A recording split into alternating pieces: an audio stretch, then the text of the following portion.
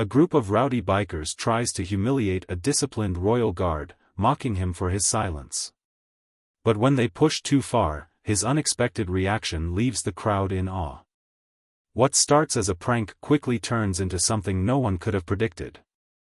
The morning sun glistened on the gates of Buckingham Palace, casting a golden hue on the pristine red uniform of the royal guard.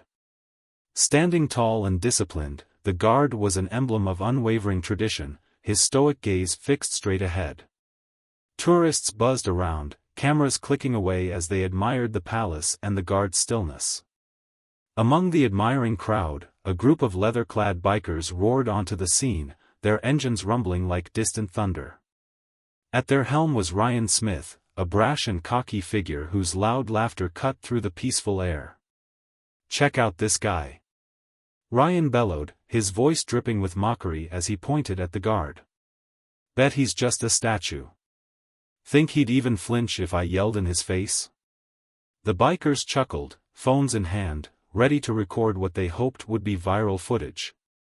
They edged closer, jeering and waving at the guard, their taunts growing louder. Ryan smirked as he leaned in, daring to provoke the silent sentinel, his followers cheering him on. The royal guard, however, stood like stone, unshaken, his training and discipline a testament to his role. But behind the guard's stoic demeanor, his sharp eyes flicked momentarily to the side, catching something unusual near the palace's loading dock. This was no ordinary day. While the bikers sought social media fame, the guard could feel a different kind of tension brewing in the air, something far more dangerous than a group of foolish troublemakers. Ryan Smith, the biker leader, was in full show-off mode. "Look at this guy," he shouted, pointing at the royal guard standing tall and motionless. "Thinks he's so tough just because he's wearing a fancy uniform." His voice was loud, and it quickly drew the attention of the crowd.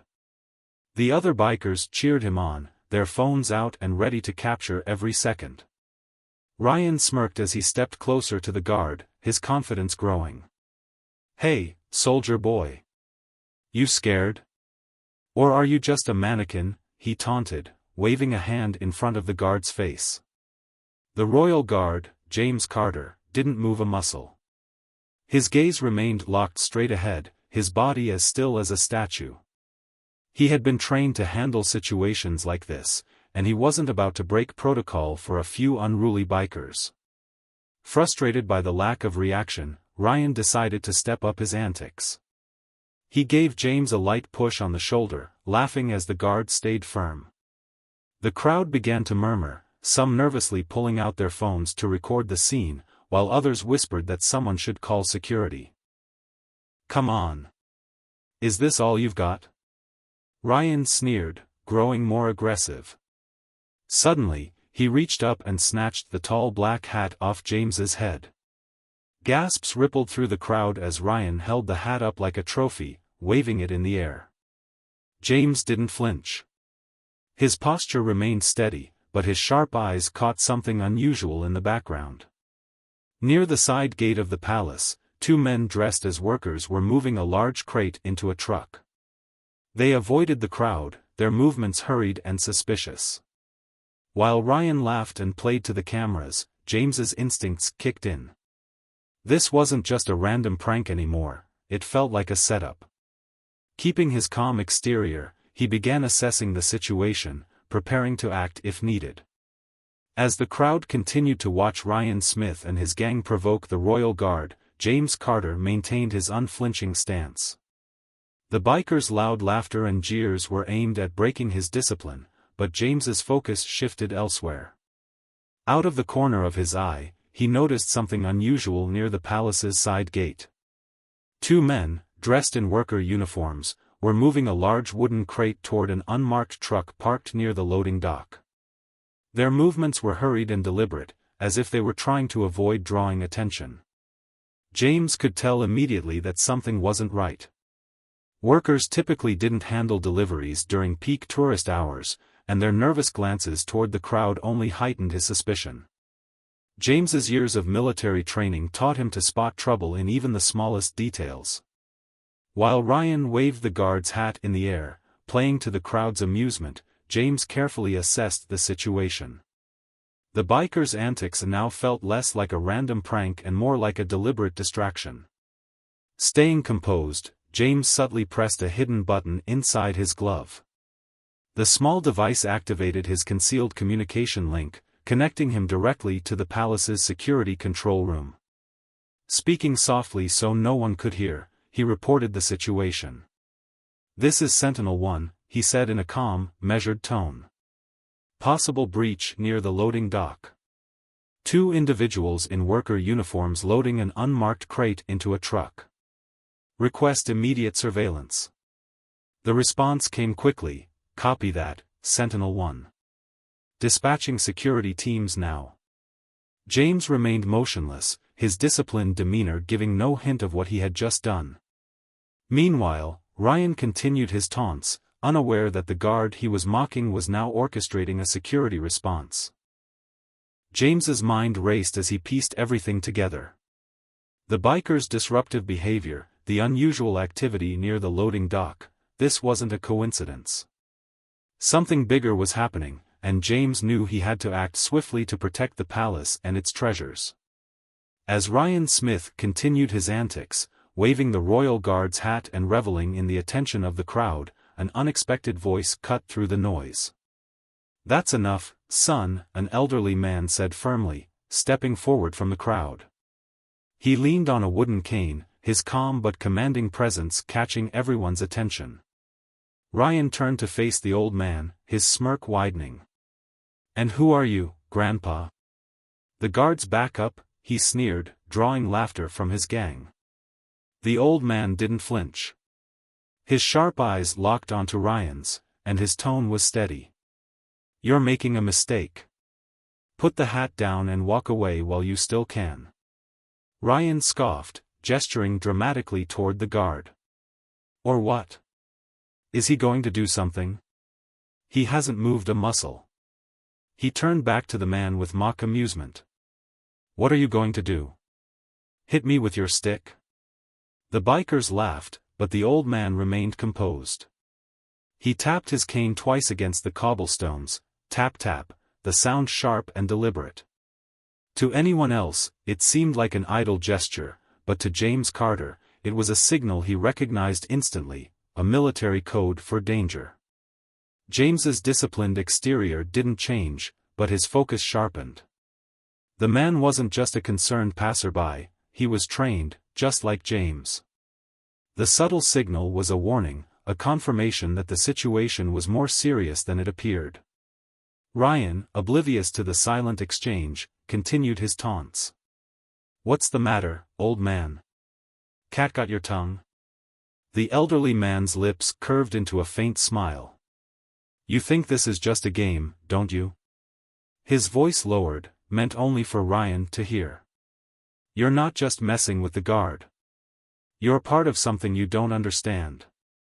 Ryan's bravado faltered for a moment, but he quickly recovered, waving the hat again. "Whatever, old man." James, meanwhile, was fully alert. The old man's presence confirmed his suspicions. This wasn't a random disturbance, it was part of a larger plan. Now, he had an ally in the crowd who saw the danger too. Ryan Smith, still brimming with overconfidence, decided it was time to push things even further. Holding the royal guard's iconic hat high above his head, he turned to the crowd with a smirk. "Is this what you're all here for? To see if this guy can actually do anything?" he shouted, gesturing at James Carter. The bikers laughed and cheered, encouraging Ryan to take things up a notch. "Come on, soldier boy." Ryan taunted, stepping closer to James. "You just gonna stand there? Aren't you supposed to protect the queen or something?" James remained motionless, his face a mask of calm. But inside, his mind was racing. His attention wasn't on Ryan's mockery, it was still on the suspicious activity near the palace's side gate. The 2 men in worker uniforms had loaded the crate into the truck and were now glancing nervously around, as if waiting for something. The crowd murmured, some growing uneasy with the escalating tension.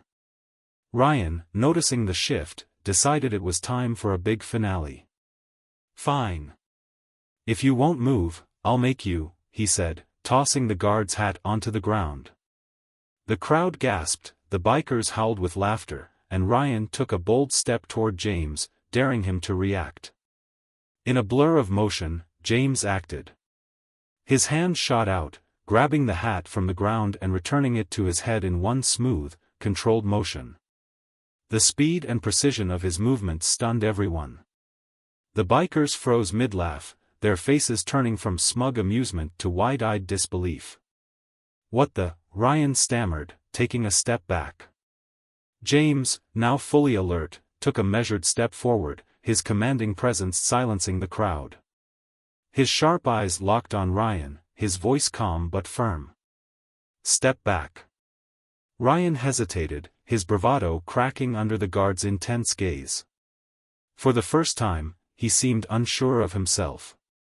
The other bikers exchanged nervous glances, muttering amongst themselves.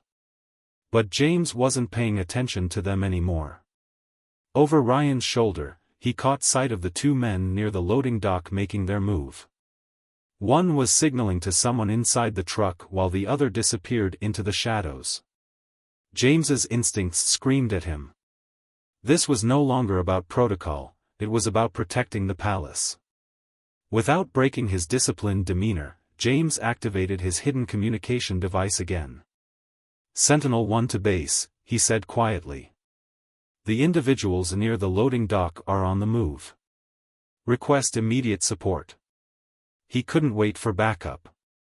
The palace's security was at stake, and the longer he delayed, the more time the suspects had to execute their plan.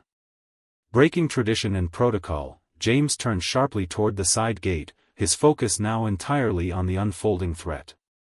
The crowd watched in awe as the royal guard, usually seen as a ceremonial figure, moved with purpose and precision, ready to defend the palace against an unknown danger.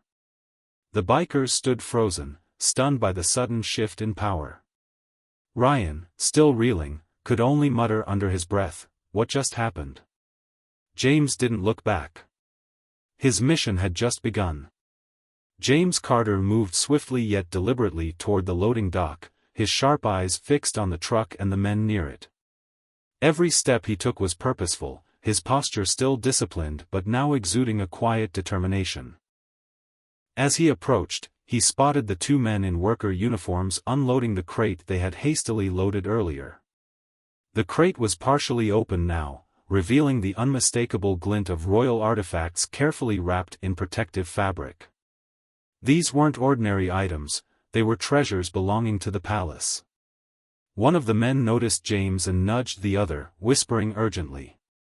They began moving faster, trying to load the artifacts back into the truck. James's voice cut through the tense silence, calm yet commanding. "Stop what you're doing and step away from the crate." The smugglers froze for a moment, their eyes darting between James and the crate.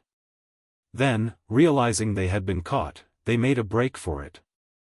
One dashed toward the truck, while the other grabbed a crowbar and charged at James. James sidestepped the attack with practiced precision, using his training to disarm the man in a single fluid motion. The crowbar clattered to the ground, and James knocked the smuggler to the floor, pinning him down with ease. Before he could react to the second smuggler, a familiar voice rang out behind him. "Going somewhere?" It was the elderly man with the cane. He had positioned himself near the truck's rear and intercepted the second smuggler with surprising agility. With one swift motion, the old man swung his cane, knocking the man off balance and sending him sprawling to the ground. At the same time, nearby officers, alerted by James's earlier communication, rushed onto the scene. They quickly apprehended the smugglers, handcuffing them and securing the stolen artifacts. The bikers, still watching from a distance, realized the gravity of the situation. Their earlier bravado vanished as they tried to sneak away, but the old man turned toward them, his sharp gaze stopping them in their tracks. "Not so fast," he said sternly, gesturing for the officers to handle them as well. As the smugglers and bikers were led away in handcuffs, James stepped toward the crate to inspect its contents. His suspicions were confirmed. The royal artifacts had been the smugglers' true target all along.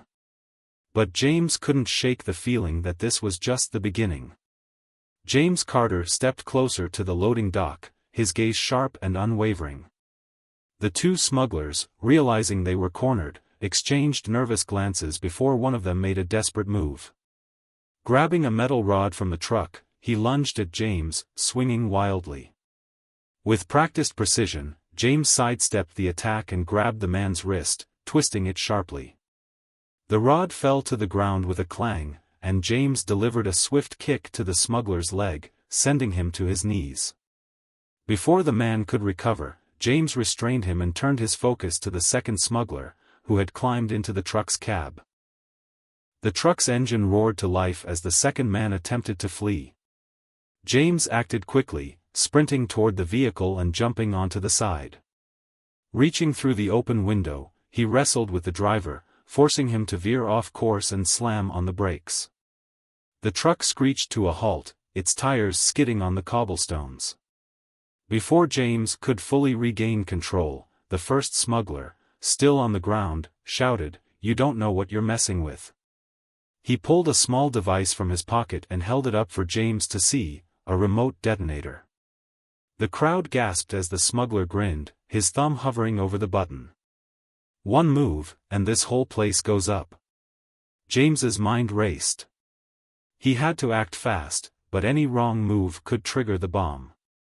Just then, the elderly man with the cane stepped forward, his calm demeanor unshaken. "You don't have to do this," the old man said, his voice steady but firm, distracting the smuggler just long enough. Seizing the opportunity, James lunged at the man with the detonator. The old man swung his cane low, knocking the smuggler off balance while James wrestled the detonator from his grip. With the device in hand, James inspected it quickly. "It's still active," he muttered, disarming the bomb's mechanism with the old man's guidance. The threat neutralized, James stood tall, his focus unbroken. The smugglers had been stopped, but James knew this was only the beginning of something far bigger. With the smugglers securely in custody, James Carter watched as officers loaded them into police vans. The tense atmosphere around the palace began to settle, but James's instincts told him the threat wasn't over. Something about the operation felt too coordinated, too polished for these low-level criminals to have planned it alone. As he stood by the now secured loading dock, James's earpiece crackled. "Sentinel-1, we've got a lead," said Graham Wells, head of palace security. "One of the smugglers is talking. They're not the masterminds, there's someone else pulling the strings."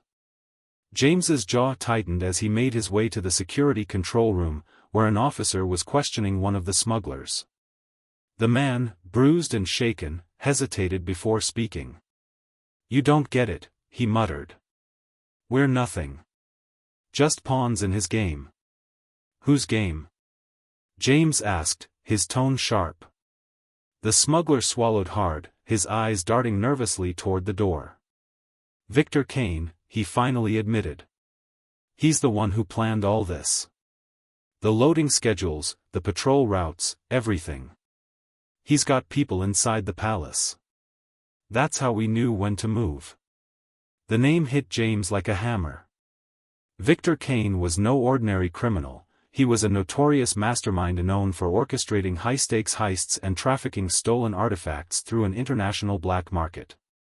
Kane's operations were always meticulous, relying on layers of deception and a network of insiders to do his bidding while he remained in the shadows. "He doesn't just steal," the smuggler added, his voice trembling. "He destroys. He wants to humiliate anyone who stands in his way." James exchanged a glance with Graham. If Kane had infiltrated the palace, the threat was far greater than they had anticipated. "Who's the mole?" James demanded. The smuggler shook his head. "I don't know names. He doesn't let us see each other. But Kane's inside. He always is." James straightened, his mind racing. This wasn't just a smuggling operation, it was an attack on the palace's security and reputation. And now, they had a name, Victor Kane. But finding him, and the mole, would be a challenge. Kane wasn't done yet, and James knew the real fight was only beginning. The interrogation room buzzed with tension as James Carter reviewed the details from the smuggler's confession. Their words pointed to one undeniable conclusion: someone inside the palace had been aiding Victor Kane's operation.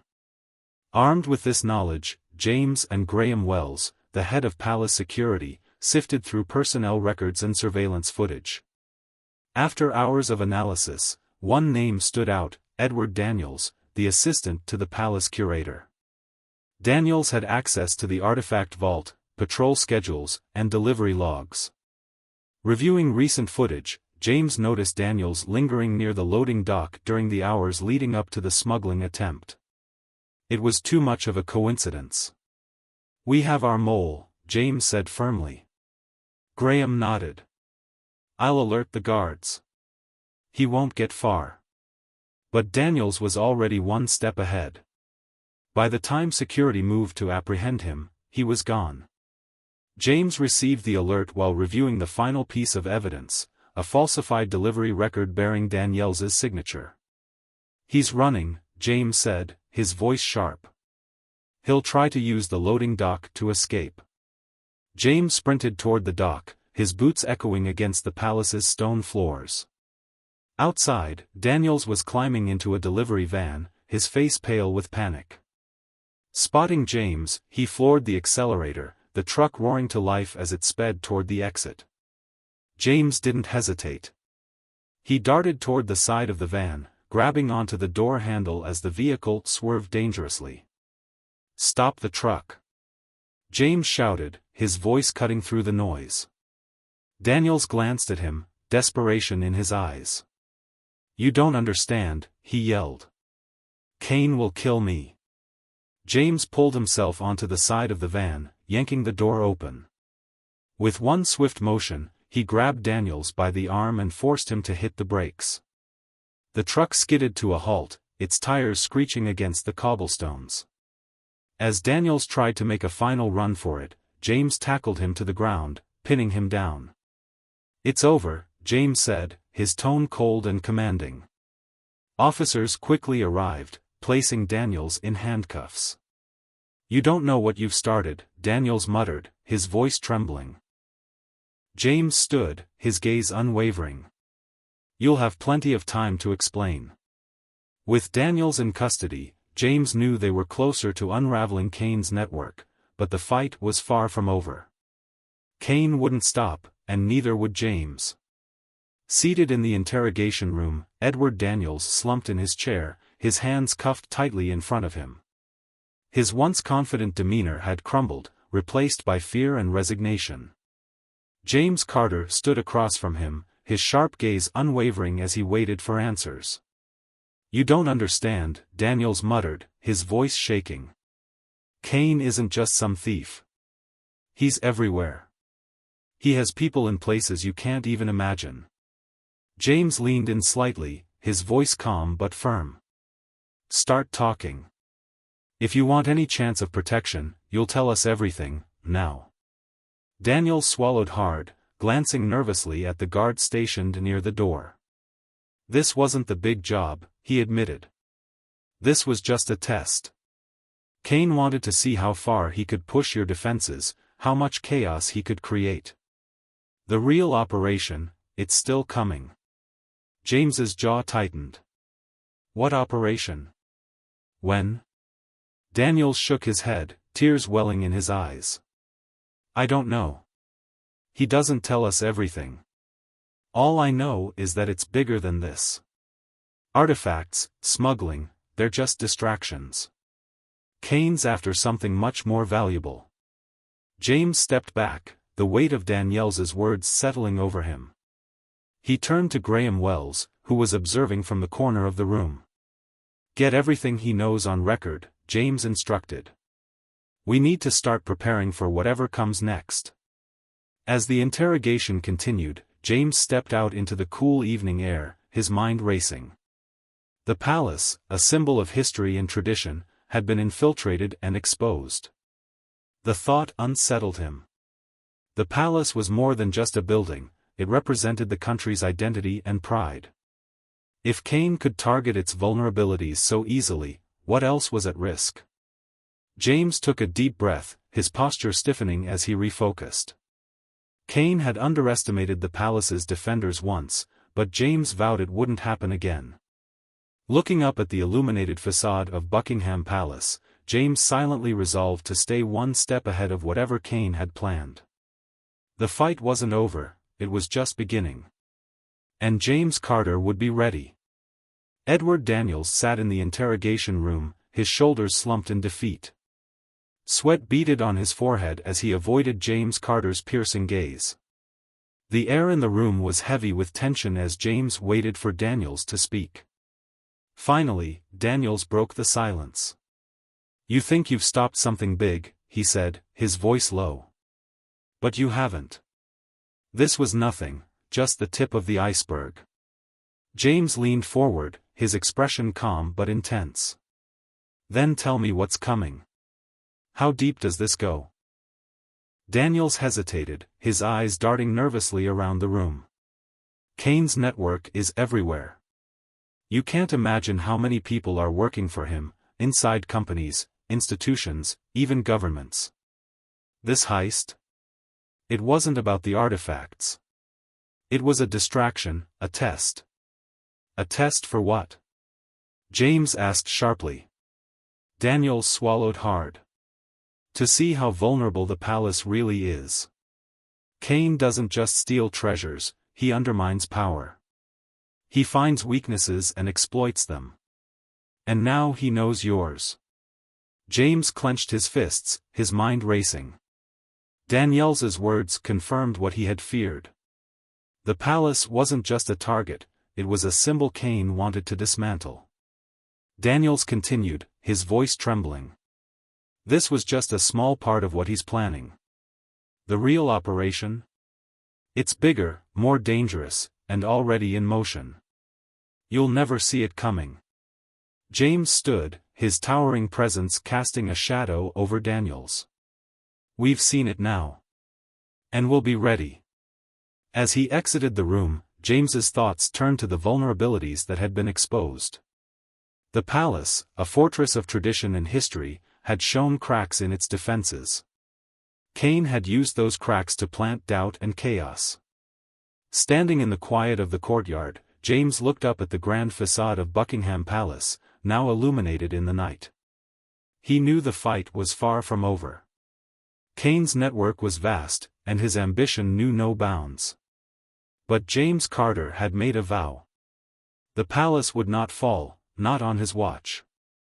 With renewed determination, he prepared himself for the challenges ahead.